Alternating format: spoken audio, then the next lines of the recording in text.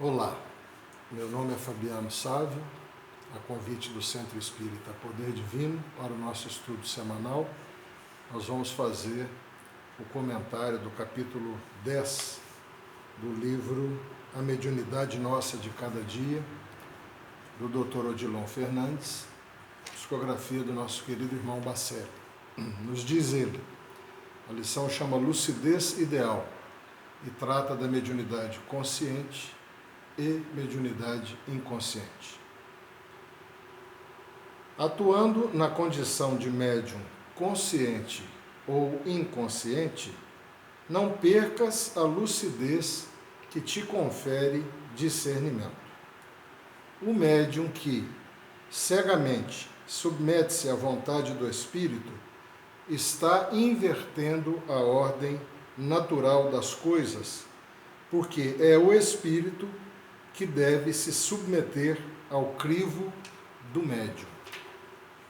O ideal, porém, é que tanto o médium quanto o espírito possuam lucidez bastante para que ambos se submetam com docilidade ao Espírito do Cristo. Muito bem. O que é, na realidade, o médium consciente e o médium inconsciente? Em rápidas palavras, o médium consciente é aquele que se lembra o que o Espírito falou através dele.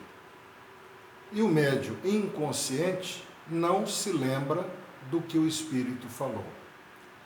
É preciso ressaltar que a mediunidade inconsciente está cada vez mais rara.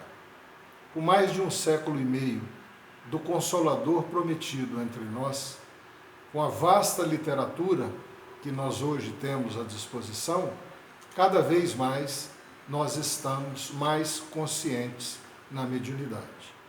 Lembrando que a mediunidade é uma regra universal, segundo o Dr. Odilon Fernandes e toda a literatura espírita. Ou seja, a mediunidade é uma disposição orgânica que cada um de nós traz. O que difere aquele médium que não sente, não ouve, não tem essa influência direta? Ele, na realidade, está treinando ela, porque a mediunidade nada mais é do que a comunicação entre encarnados e desencarnados. E conforme nós temos na literatura espírita uma disposição orgânica em todos nós, alguns já têm essa mediunidade ostensiva, ou seja, esse sentido mais apurado em si, que o permite fazer essa comunicação com a espiritualidade. Nos atentando à questão da lição, quando o Dr. Odilon nos fala que a ordem dos fatos está invertida, se o médium se submete, na realidade, ao espírito, e deveria ser o contrário, o espírito se submeter ao crivo do médium, é importante nós ressaltarmos que essa é a ordem natural dos fatores, ou seja, cada vez mais consciente, com o objetivo de transmitir, de acordo até com a questão do animismo, que seria a influência que o médium tem na comunicação, em função do seu conhecimento milenar de encarnações diversas, em função da sua cultura.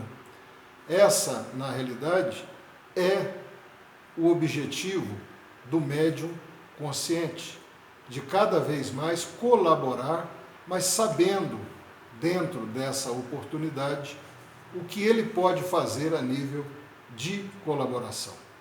Muito bem, nós temos uma história do irmão X, que ele chama de burro manco, que ilustra exatamente esse último parágrafo que o Dr. Odilon nos traz na lição de hoje.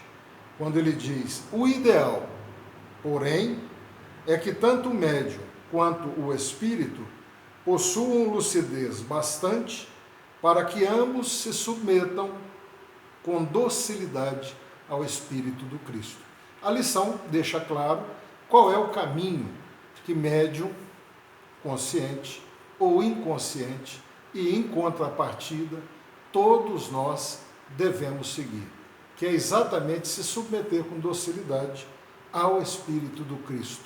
De quê? De colaboração, de amor ao próximo, de condição realmente de servir com o máximo que nós temos.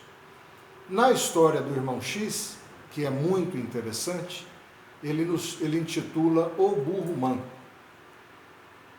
Ele nos conta que numa reunião mediúnica, os médiuns estavam discutindo exatamente essa questão da submissão humana, da compreensão do que é que nós estamos fazendo aqui como médiuns.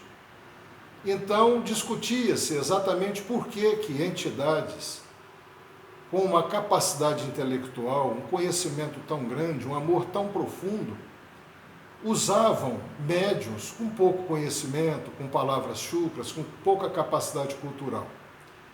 E iniciada a reunião, com o calor da coisa, terminando essa reunião, o dirigente perguntou ao mentor espiritual, se ele tinha ouvido esse debate e qual era o posicionamento dele, como ele via essas questões. Então o dirigente espiritual, com toda a sua bonomia, explicou, contando uma história dele mesmo.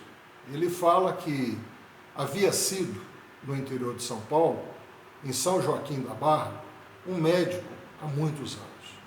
E naquela época, as viagens de carro eram muito raras, os carros estavam começando a serem espalhados, vamos chamar assim, pelo nosso país. E eles utilizavam, na realidade, eram os animais arriados, os cavalos, e andavam sobre seus arreios. E ele foi atender um paciente a 26 quilômetros de São Joaquim da Barra, montado em seu cavalo, que era o meio de transporte que ele tinha disponível. E lá, fazendo o tratamento desse paciente, com 3 dias, ele recebeu a visita de passagem de um marido, de uma mulher que era cliente dele, dizendo que ela já estava prestes a dar à luz. Portanto, a necessidade da volta desse médico para São Joaquim da Barra. E ele descobriu que o cavalo dele, nesse período, havia adoecido. Então ele ali, naquela condição de necessidade, foi um vizinho, que era um coronel, e pediu a ele um dos cavalos emprestados. E o coronel disse a ele que os cavalos que ele detinha eram cavalos árabes de puro sangue, e que ele não ia submeter os cavalos dele a suor para carregar alguém e com a possibilidade de se machucarem nesse trajeto. E ele ali naquela ansiedade procurou outro vizinho que também alegou a mesma coisa, que era criador de cavalos manga larga, cavalos muito valiosos, e que ele não iria se submeter a isso. Procurando ainda outro fazendeiro, recebeu a mesma resposta, que os cavalos dele eram selecionados e que eram cavalos caros e que ele não poderia servi-lo naquele intento. Já um pouco desconsolado, ele procurou um pequeno sitiante e expôs a ele a necessidade de voltar a São Joaquim da Barra e a impossibilidade de fazê-lo em seu próprio cavalo, que naquele momento se encontrava doente, explicando a necessidade daquela cliente, que ele sabia poder ter uma grande chance de complicações no parto, vindo realmente a correr risco de vida. E esse sitiante falou com ele, olha, eu tenho um burrinho manco, mas se é para isso, ele serve para o senhor. E trouxe o animal. Quando ele viu o animal, era um asnozinho todo arrepiado, que mancava, mas era a necessidade, era o que ele tinha disponível.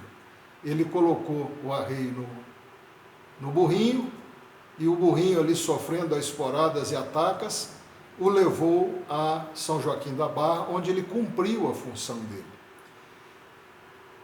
É exatamente isso que o Dr. Odilon vem nos trazer nessa lição muito oportuna.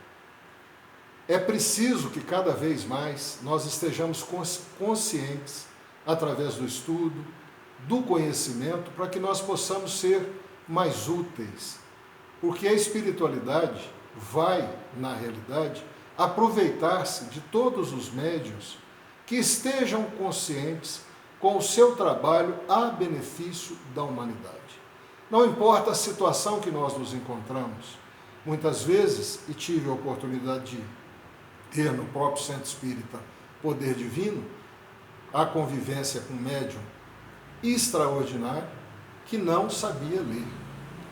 E quando sugerido a questão do estudo, esse médium na realidade entristeceu, porque imaginou que o estudo fosse somente através de leituras. E depois descobriu que no grupo, participando, com o objetivo de aprender, isso seria possível. Isso é submeter-se com docilidade à vontade de Jesus, tanto o espírito quanto o médium. Lembrando que também na questão do médium consciente e inconsciente, nós podemos incluir, sem nenhuma sombra de dúvida, que a consciência se faz não só no transe mediúnico, mas a consciência da sua capacidade, da sua disponibilidade, da sua vontade, da sua dedicação ao próximo. Isso também é uma formação de médium consciente. Da mesma maneira que aquele que se submete à mediunidade, ao crivo, não é, da comunicação com outros espíritos, pode se transformar num médium cada vez mais inconsciente, rejeitando a questão do estudo, do conhecimento, da dedicação, da disponibilidade, imaginando através da sua vaidade que ele é um médium que pode se dedicar também somente à questão dos espíritos evoluídos. E isso não é nada mais do que extravasar ainda a nossa ignorância, a nossa vaidade e o nosso orgulho. Espero ter colaborado com a equipe de estudos do Poder Divino, que todos nós possamos permanecer na graça e na paz de nosso Divino Mestre Jesus.